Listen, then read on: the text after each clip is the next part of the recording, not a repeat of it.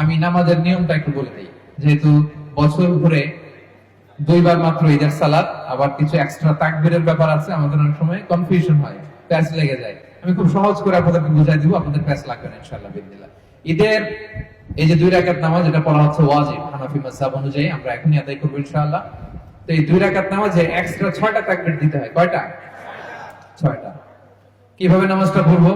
আমরা আল্লাহু আকবার তাকবীরে তাহরিমে বেঁধে নামাজ শুরু করব। এরপর আমরা সানা পড়বো, সুবহানাকাল্লাহুম্মা ওয়া বিহামদিহি, এই সানাটা পড়বো।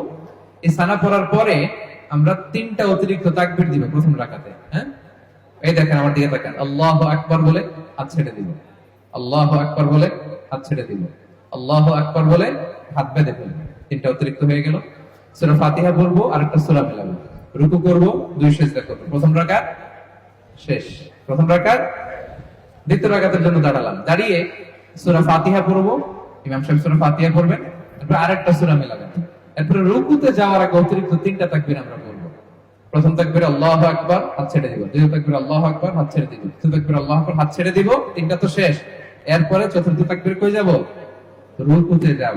রুকু, তারপরে 2 সিজদা, এরপরে আমাদের নামাজ শেষ। আমরা নামাজের পরে তাকবীর পড়বো, এরপরে সবাই খুতবা শুনে দোয়া করে আমরা একসাথে বিদায় নিব ইনশাআল্লাহ। পড়েন।